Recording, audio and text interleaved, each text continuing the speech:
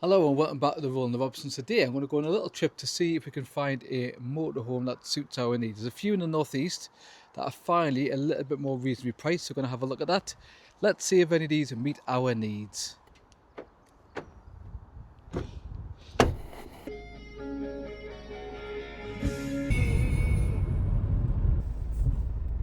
So stop number one looking for a motorhome is at Roper's Caravan World, which is a bit of a weird name because they're probably nearly 50-50 caravans and motorhomes. Probably still towards the caravan business, but they have a lot of motorhomes. And obviously they used to be mainly just a caravan dealer. Let's have a look. So Kate, to see a couple here. One is this Eldest Majestic 180, which is an over cab, look at that if we can. And the other one is this, which is an Eldest 196. So a motorhome I really like.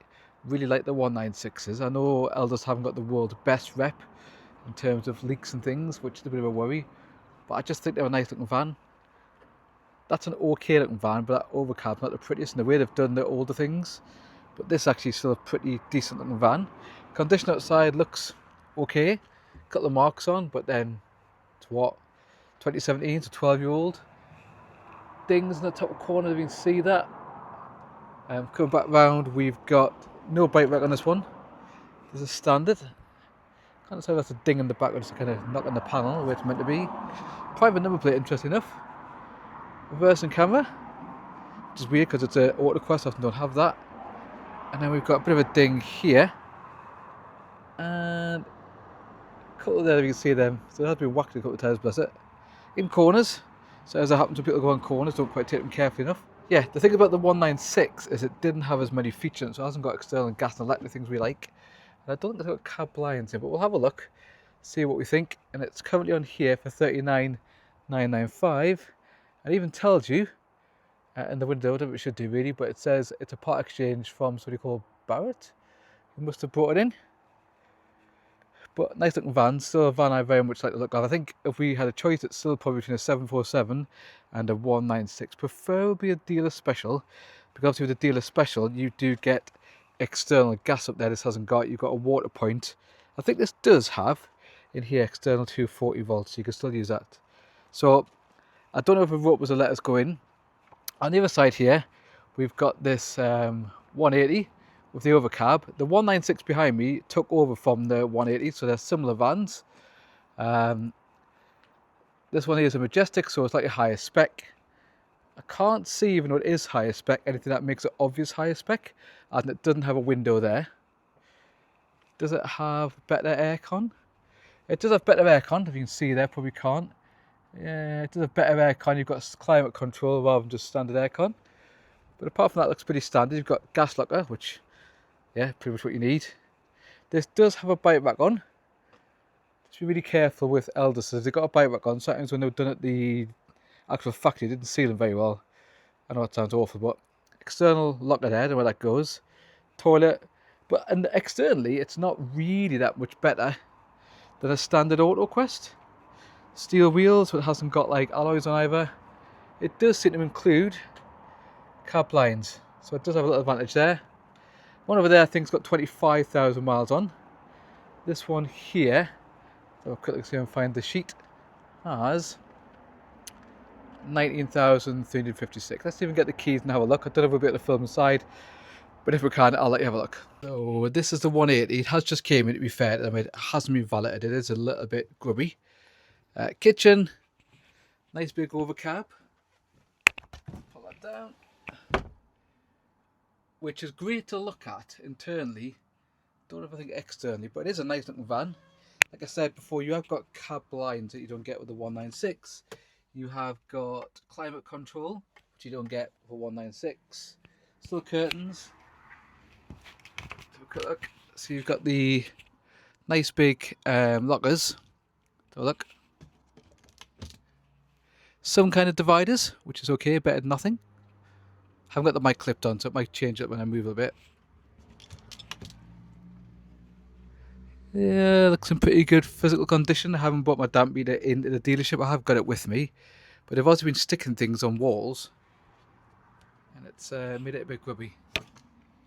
But actually, as far as I can tell, yeah, Again, ceiling here is a little bit dirty, but I don't think it's damp. I haven't got a meter, so I can't tell. But pretty nice looking motorhomes. I think it's a good shortish term motorhome, given the fact that it's got an overcab. The thing is, if we bought this, would we then keep it longer term? I don't know. I'm not saying yes, I'm not saying no, I'm just saying would we? Because I think longer term I'd prefer a low profile, if I'm honest. But I do like the fact that I'll just put like in the drawers and things. It's a good possibility. It does look reasonable inside. I think the fact that it's grubby, and I'm not saying that's Roper's fault, that's just literally came in, they've obviously bought it and it needs a good valet. It does sit at the front. Just puts you off a little bit. The back end's actually okay. But again, every so often they've obviously stuck some onto the panels. I don't know if you'll be able to get all that sticky stuff off, but yeah, good looking motorhome possibility. Have a quick look on the 196.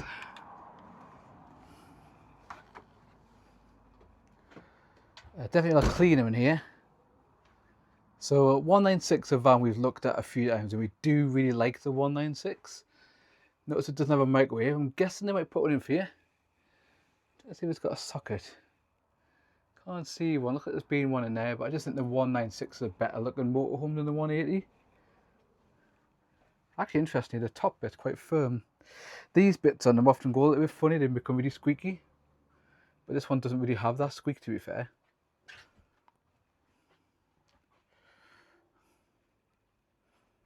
Just fit under there. One thing I'd like with a dealer, you don't get with these, that you do get in the dealer special version, is these have got an extra cupboard. So you can put bits in there.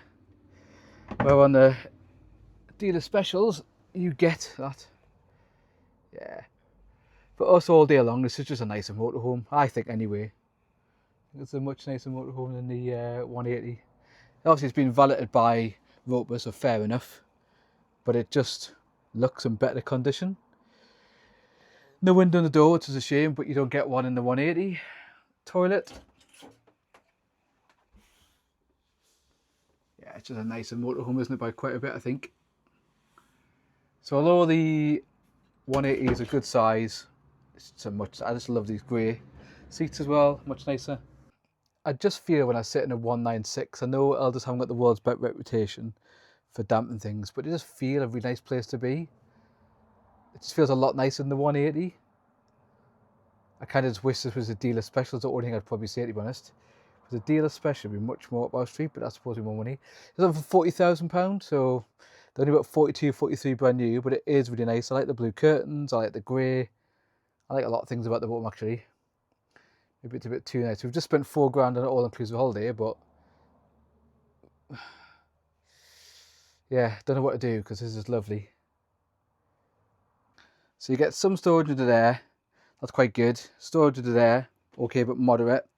Then because it's a 196, we've got this seat, which has vast amounts of storage under there for your outdoory bits and pieces. You see that, outdoory bits and pieces. This side's not so good because of electricals, but because the 196 has underslung tank, you've got loads in there. This is another van we've thought about a few times. We've never seen that many in this layout, which is a Roller Team 675. It's massive inside in terms of its width. Give you a quick whip on. This is a brand new one, but there's a dealer that's selling one that's obviously been a bit of time on the road, but 15k for 50 grand. So that's all on this one. You've got your nice front cab. It does have cab blinds installed. Automatic gearbox. Space to sit here with proper belts on both sides. Hidden away with proper belts. Really wide. You've got no microwave, but then the ones haven't either. Nice top oven. Big bed for me and the wife. You've got a big bed on the top. And then you've got another one that's brand new. You've got a pretty wide bed here as well. And you've still got storage underneath. You have fridge freezer. So pretty big fridge freezer. Over cabinet lockers here. No microwave, but then don't know if you need one. You've got space here, you can put a microwave there for sure. This is a lovely van. I do like roller tubes, to be fair, and I do like how the idea of an automatic gearbox. He's got splitters in. Yeah, splitter. Splitter. Cab's actually quite small to get into because you've got the overcab here.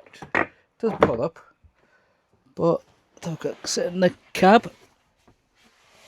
Oh, there you go. Again, this is maybe a speedometer. Yeah, it's a nice van to sit in. I mean, it is brand spanker, so it makes it really nice. Before we go outside, just noticed it's got a small oven. Compromises on the weight, 3.5 ton. 3 gas burner.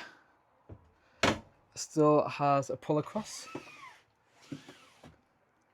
That overcab is absolutely monstrous. Put a lot of kids up there. Again, it's more of a van for now. Van for later, I don't know. Double bed still. They've got a big underneath.